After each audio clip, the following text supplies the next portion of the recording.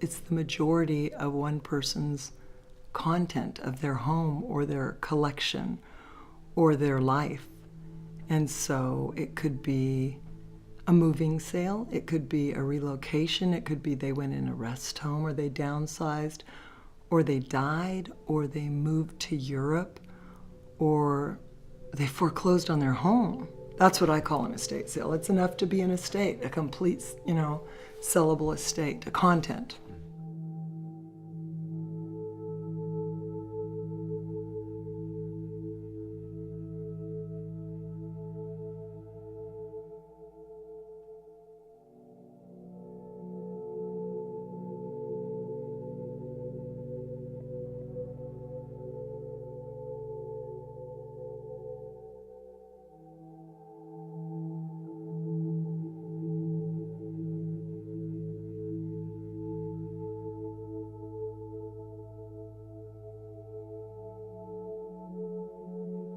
And we don't let any of that stuff get by us.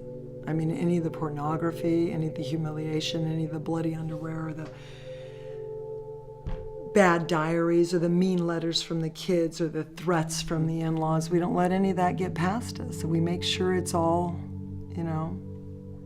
amicable and kind and loving and generous, and that when the neighbors go in there, instead of making fun of them and saying what a pig their neighbor is, or shaking their head at them or being embarrassed for them, we make sure that neighbors are envious and that they're impressed and they're respectful and they feel really lucky and honored to walk into that house.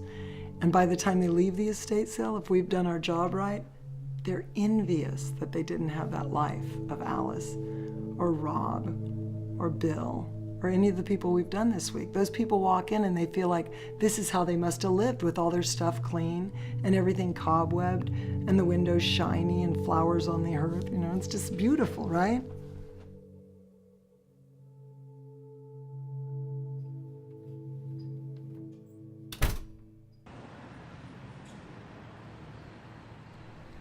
I used to write a letter by hand to every person that was invited. I had about 100 people on my mailing list that had given me their addresses. It was mostly friends and collectors. And I'd handwrite all the envelopes, and I'd handwrite, hey, you guys come on over. This is wonderful. It's magnificent. This lady's so amazing. She loved flowers, and she had china cups, and she had beautiful slips and wonderful purses. And you're going to love this place. Come over Thursday, and we're going to have coffee there, and I'll make you some iced tea, and we'll shop through her house. And then it got bigger. And then I had to send an email. And now it's so mass market, it's almost embarrassing. There's 9,000 people that get my email twice a week. And I try to make it personable, but it never feels personable enough.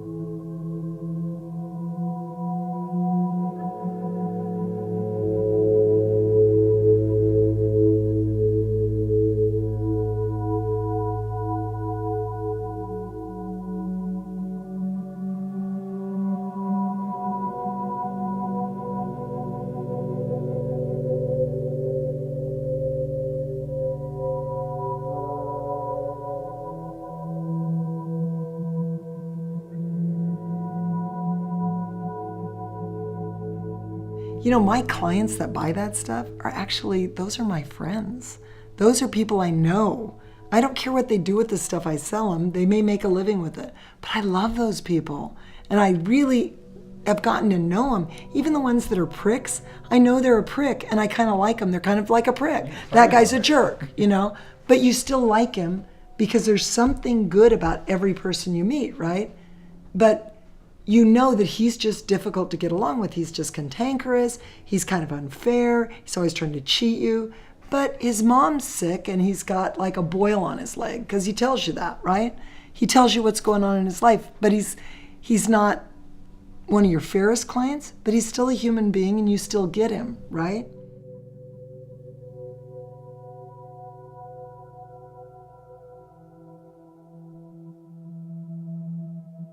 I've had to teach myself and jar myself back into reality over and over that these things are not what I think they're worth. And they're not what you think they're worth if it's your mom. And they're not what the woman who passed thought they were worth. They're just what they're worth to the person who wants to buy a black blouse or a suit or a bracelet or a cup or a saucer. That's all they're worth. Oh, I could make so much. I could make 10 times more money than I make. I could make so much money. I could just be so greedy and make so much money. I don't see the point. What is the point? These people come up to you and they're like, I really like this microphone and I could use this. I would really love to have this microphone, but I only have $7. And you can tell that they're not lying. They're telling you the truth. And you have $20 on it and nobody's wanted that microphone. Why would you not give it to that lady for $7? I mean, you don't want it. And she needs it, so let's get it on. Let's just move this on. You know, this should be a really fun process. This should be like, you're making a living. I'm supporting my daughter by taking these things. And you know how much I love things. I love things. I have a great respect for things. But you're taking these things that this family or this person has no use for and they don't want. And more than that, they need it removed. They need it gone. People have paid me to empty houses where they didn't want anybody in it. They just paid me to empty them. So then you're taking these people that you've coddled and loved and cared for and given donuts to for years and given coffee to and listened to stories about their grandkids and watched them grow old and seen them have strokes and seen them graduate to walkers and watched their wife die, right, over the years. And they want to give you $2 for it. Great. Take it from this guy who doesn't want it, give it to this guy who can use it, and have a good day. You know, it doesn't need to be more than that.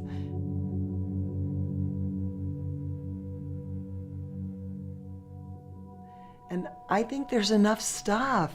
I think we've got enough fucking stuff. We don't need any more stuff, you know, anywhere, right?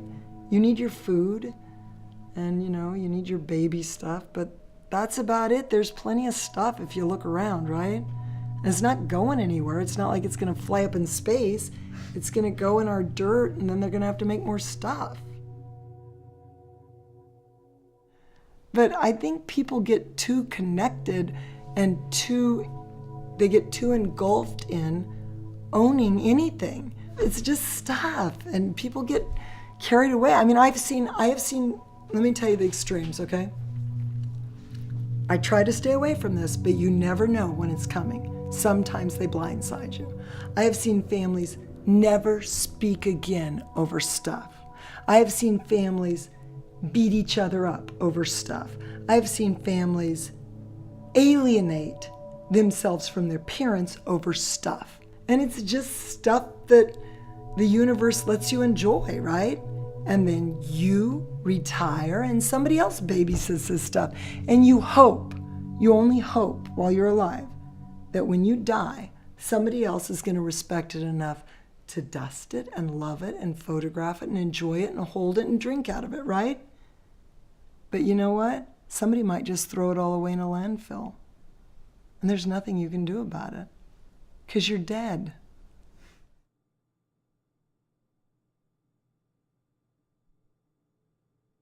Do you want an estate sale when you pass? That's a funny question. Yeah. Do you want it to be for estate sales? Or do you want it to be I would love it. That's a great question. That's such a good question. And you're going to have to play this back to Sophie. Okay. So I would like an estate sale for myself to be only people on my email list and my neighbors and friends. And I would like to have nothing sold. So there's no prices or no value on anything. And it would have to be like a lottery thing, like where you all line up and everybody gets one thing. Everybody gets to pick one thing in line of order of how they came. And then when they get done with it, they get back in line and they pick another thing. And everybody just takes what they want. That's how it would have to be done to make me happy. Everybody takes what they want. They just clean out the house. That would be so fantastic. What a great question. I would love that. And you know, since you asked me that, I'm going to go up there. She came here for me to do her hair. I'm going to go up and tell her as I do her hair that that's what I would want. That is exactly what I'd want.